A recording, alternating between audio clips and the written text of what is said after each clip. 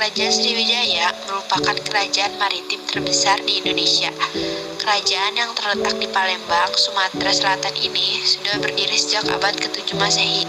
Pendirinya adalah Dapunta Hyang Srijaya Nasa. Berdirinya Kerajaan Sriwijaya berawal dari perjalanan suci Dapunta Hyang. Kala itu Dapunta Hyang menjalankan perjalanan suci atau Sindayatra menggunakan perahu. Ia membawa 20 orang pasukan. Bersama pasukannya, Dapunta Hyang akhirnya membangun Kerajaan Sriwijaya di Sumatera Selatan dan Jambi. Kemudian ia mengembangkan kerajaan tersebut hingga ke daerah Semenanjung Malaysia. Kerajaan Sriwijaya sukses menguasai daerah perairan yang penting, yakni Selat Malaka, Selat Sunda. Mereka juga menjalin kerjasama dengan saudagar Cina, India, Kamboja, Filipina, Burma, Arab hingga Afrika. Seiring berjalannya waktu, Kerajaan Sriwijaya semakin berjaya di Nusantara. Mereka berhasil menciptakan kapal-kapal yang canggih. Tak hanya itu, kerajaan tersebut juga memegang kendali perdagangan rempah-rempah dunia selama hampir setengah abad. Sriwijaya adalah kedaulatan bahari historis yang berasal dari Pulau Sumatera sekitar abad ke-6 sampai abad ke-12 Masehi. Kehadirannya banyak memberi pengaruh pada perkembangan sejarah Asia Tenggara, terutama dalam kawasan Nusantara Barat.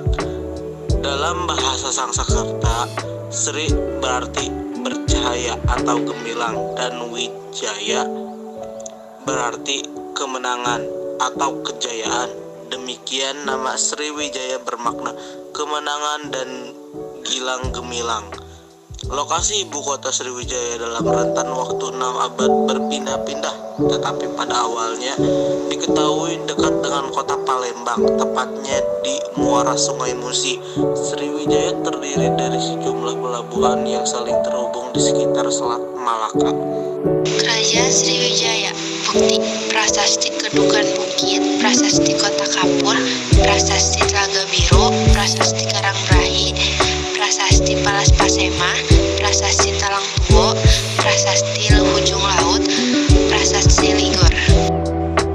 Kehidupan politik Kerajaan Sriwijaya menganut sistem kadutan yang artinya tempat berkumpul para datu. Datu adalah orang yang dituakan atau dihormati. Kerajaan Sriwijaya merupakan kerajaan yang terdiri dari mandala, provinsi yang setiap mandala dikepalai satu datu. Seorang datu akan dipilih oleh para putra, keturunan para penguasa atau bangsawan. Dalam kehidupan politik Kerajaan Sriwijaya ada tingkatan sosial datu. Yang pertama, Yuwa Raja atau putra mahkota. Yang kedua, Prati Yuwa Raja. Yang ketiga, Raja Putra. Dan juga ada golongan selain datu. Yang pertama, Senapati atau Panglima. Yang kedua, Nayaka atau Bendahara. Yang ketiga, Prati Ayah. Yang keempat, Haji Prati Ayah atau Tumenggung. Yang kelima, Dandanayaka atau Hakim. Jabatan itu tertulis pada prasasti Telaga Batu yang telah disumpah oleh Datu Sriwijaya agar mereka tidak akan melakukan pemberontakan. Dan juga Palembang merupakan pusat kedatuan. Hal tersebut dibuktikan dengan banyaknya prasasti dan kutukan dalam prasasti tersebut. Raja-raja Sriwijaya. Dapunta Hyang Srijaya Sana berdasarkan prasasti Kedukan Bukit, Dapunta Hyang berhasil melakukan perluasan wilayah kekuasaan hingga Minangkabau. Dan juga dalam prasasti Talang Tuo dikatakan bahwa Dapunta Hyang membangun taman bernama Taman Sri Setra Sri Chudamani Warmadewa. Raja Sriwijaya yang terkenal dalam kronik Tiongkok sebagai Sheli Chulawuni Fuma Tianhua pada tahun 1003 Masehi. Raja Sri Chudamani Warmadewa pernah membangun sebuah candi sebagai bentuk dedikasi kepada Kaisar Tiongkok. Candi itu diberi nama Shen Tianwanshou. Nama Raja Sri Chudamani Warmadewa diabadikan sebagai nama Viara Chulamani Varma di bagian selatan India. Hal ini tertulis dalam prasasti Lieden yang membuktikan bahwa pada masa itu Sriwijaya memiliki relasi dengan dinasti Chola dari India. Yang ketiga yaitu ada Raja Bala Putradewa. Pada masa itu, agama Buddha berkembang sangat pesat. Raja Bala Putradewa juga menjalin hubungan erat dengan kerajaan Benggala, yang kala itu dipimpin oleh Raja Dewa Paladewa. Raja ini menghadiahkan sebidang tanah kepada Bala Putradewa untuk mendirikan asrama bagi pelajar dan siswa yang sedang belajar di Nalanda. Bala Putradewa juga memiliki sikap kepemimpinan yang menjadikannya sukses memimpin Sriwijaya. Dalam prasasti Nalanda disebutkan bahwa Bala Putradewa adalah raja besar kerajaan Sriwijaya. Selanjutnya ada Raja Sanggrama Wijaya Tunggawarman. Berdasarkan prasasti Tanjore tahun 1030, pada Candi Raja-Raja kerajaan Sriwijaya pernah diserang oleh kerajaan Chola dari India yang dipimpin oleh Raja Rajendra Chola. Raja Sanggrama tidak dapat menangkis serangan tersebut.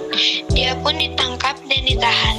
Lalu pada masa kekuasaan Raja Kulotungga I Kerajaan Chola, Raja Sanggrama pun dibebaskan.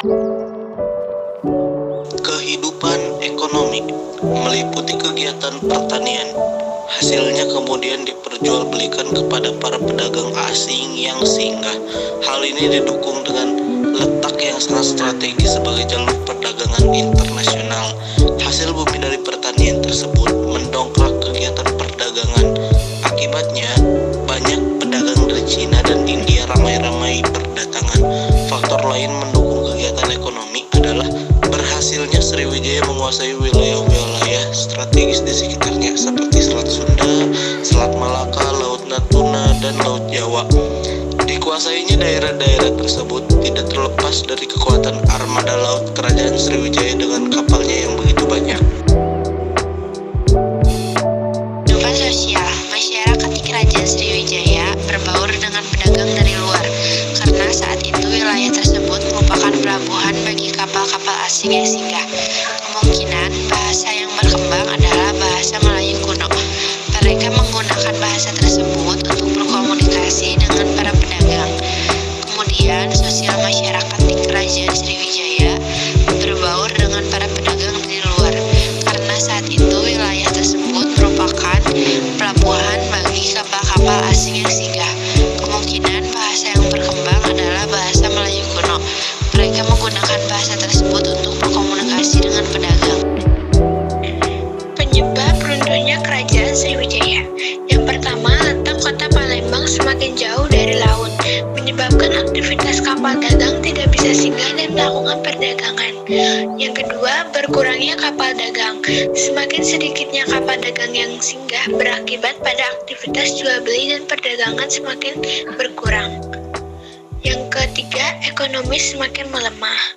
Yang keempat, serangan dari kerajaan lain. Melihat kondisi militer kerajaan Sriwijaya yang semakin melemah, banyak kerajaan lain yang menyerang Sriwijaya. Serangan ini semakin memperburuk keadaan kerajaan Sriwijaya yang saat itu sedang berada pada arah kemunduran. Yang terakhir, ada perkembangan agama Islam yang semakin pesat. Banyaknya kerajaan yang bercorak Islam membuat wilayah kekuasaan kerajaan semakin